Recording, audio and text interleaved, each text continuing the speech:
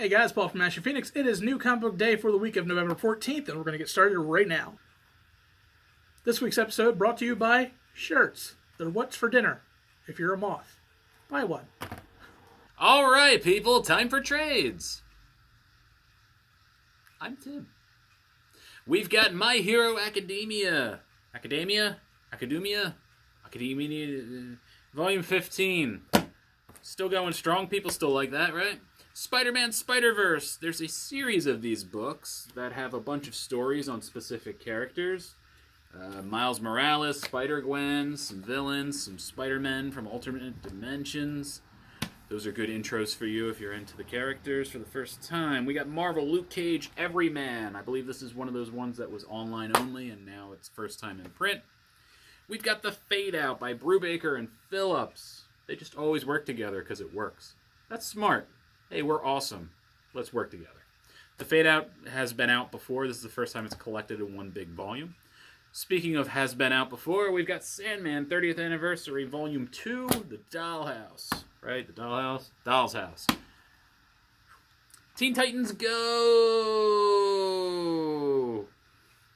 I know that messed with your focus, didn't it? Marvels. This is getting a new printing. This is a very good book if you've never read it.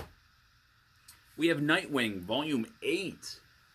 I love that they're reprinting this. This was a good series. And it really shows you comics evolving because it ran from mid-90s to right before New 52. Dr. Star!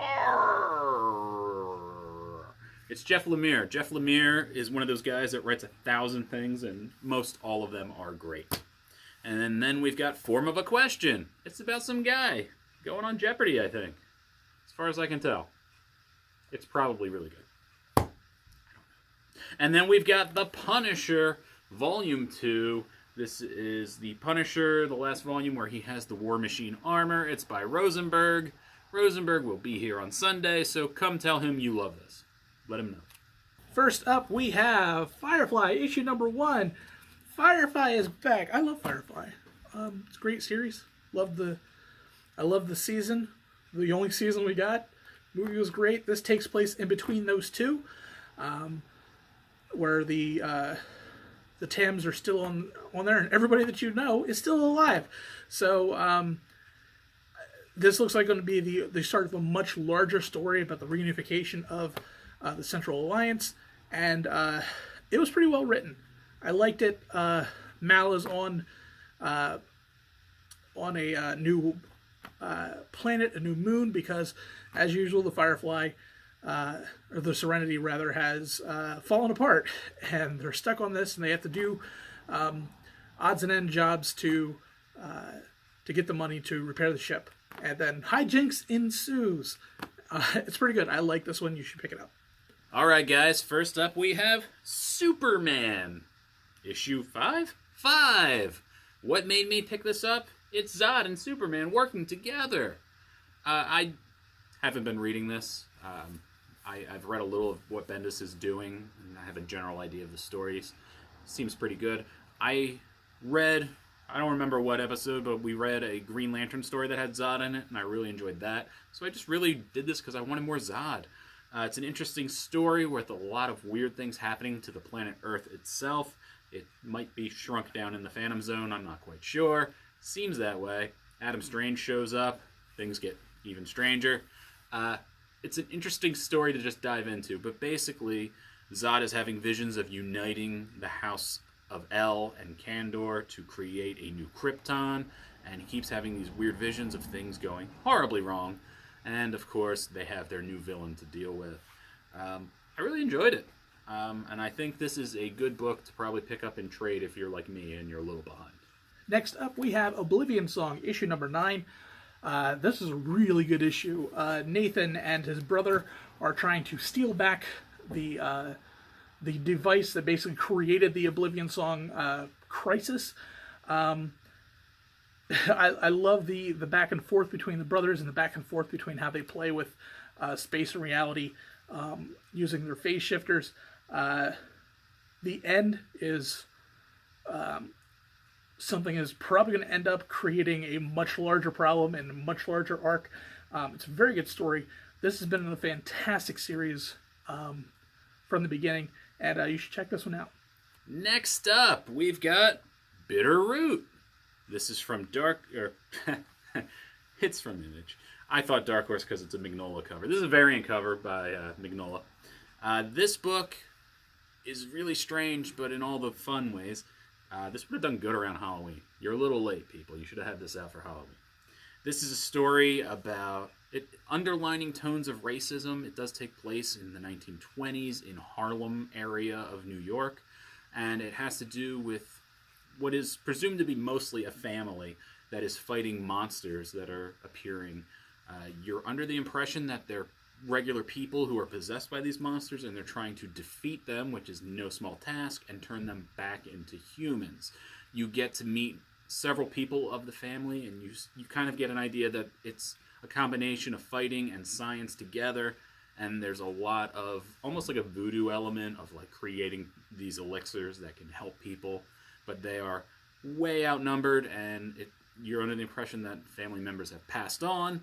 So it's a very unique story. I like a lot of the backup stuff they threw in the back to explain where they're going, what they're trying to accomplish with the book. And hey, it's got a cool Mignola variant cover. I think this is really cool, so check it out. And my pick of the week is Amazing Spider-Man issue number 9. It's the last issue for Ramos right now. Then we should get Otley back in the next one. It's been a good series so far. The Thieves Guild has stolen literally everything you can possibly think of, and the only people that can help Spider-Man out are Black Cat, and the complications of that relationship come into play.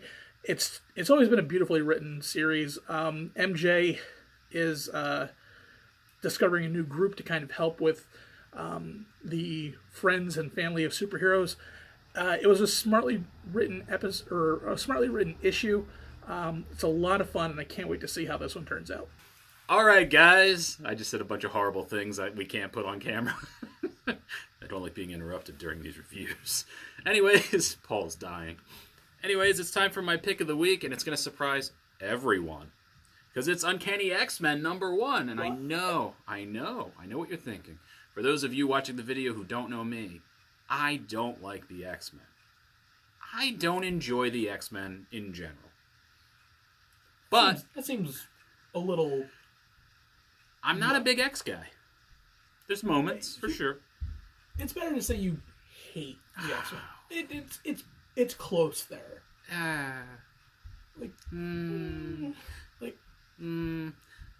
So, it is no secret to people that we are having Rosenberg and Brisson come out to the store. I didn't pick it because they're coming. I have plenty of other books that they've done that I can tell them I love.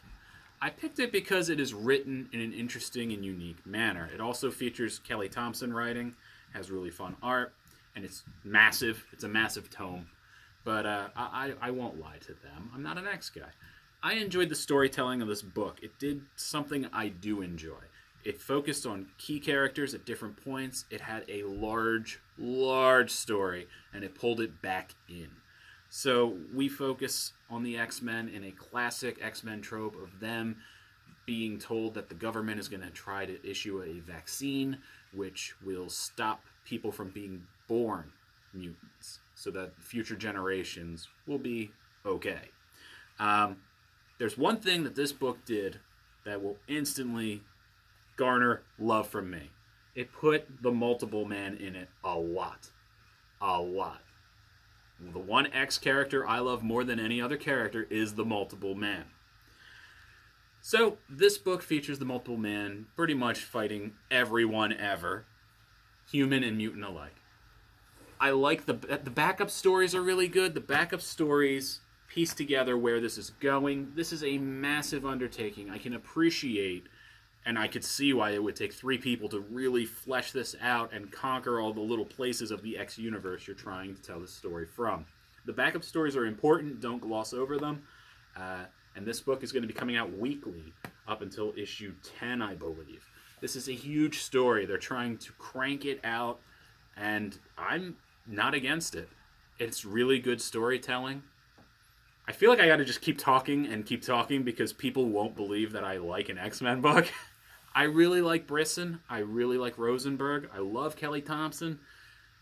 I mean, you did everything right, Marvel. You said, let's get 3 top-notch writers out at the front of this, because this is only the 90,000th time we've gotten a new X-Men #1. I wouldn't say everything right. It's still $8. It is $8, but it is a tome. You are getting 2 books, essentially, for this price. Things happen in here I didn't expect. I'm still going to keep talking. I don't care. Stop the video. There is a... Ooh, you know what I liked? Forearm. Do you remember the character Forearm? He's in here. That's great. And some other Z-list villains. There's a great crack-on one. I won't spoil it for you. If you love the X-Men, you're going to be happy with this book. If you hate the X-Men, like I am told I do, you'll tolerate this book, you'll appreciate the writing, and you'll hope for the future. That's it. I'm done. I won't ramble anymore. But you should come out and meet Brisson and Rosenberg. They'll be here Sunday, the 18th of November in 2018. In case you're watching this video. Like, way late. But yeah, get them to sign stuff. I'm going to get them to sign my Captain Canuck books, maybe my Multiple Man. I haven't decided what I want. There's so many things. There's so many things. Maybe Archie meets the Ramones. I love Archie meets the Ramones. I even have the t-shirt. I should get him to sign the t-shirt. That'd be creepy. Like, wear the t-shirt and make him sign it. He'll be like, that's great. Oh, wait, I'm not done. I didn't do the end thing. But that was the end thing. That's not the end thing. That's my X-Men review. Oh, okay. I'm rambling. Wow. What the actual F? Alright, it's the end of the video. After that long rant, you love the end. The end is here. I was going to talk about Rosenberg coming, but I fit that at the end of the other thing. Rosenberg and Brisson. I was going to say something about Veterans Day, but then Stan Lee died. So we got to say, sorry, Stan Lee. Sorry that you died. People die. Paul, are you sad? Do you have any... He had a good run. He had a great run. He had a great run, and, you know, I'm under the impression he may have been in pain, so I'm glad. I got to meet him a couple years ago. I got to meet him a couple years ago. I thought he looked like crap fun, so I'm glad he, you know, I'm glad it's over if he was in pain and he was being taken advantage of and all those other horrible things you hear about. I'm just glad that I appreciate everything he gave. This is where you say thoughts and prayers to the family. You do it at these moments. You know? Oh, man, we're going to get on a political rant. Never mind. No, but it was good. It was good? Stan Lee's death was good? It's sad to see him go, but, I mean, 95's a really good run. I don't want to live to 95. Where are we going with this? I don't know, yeah. Excelsior. Enough said.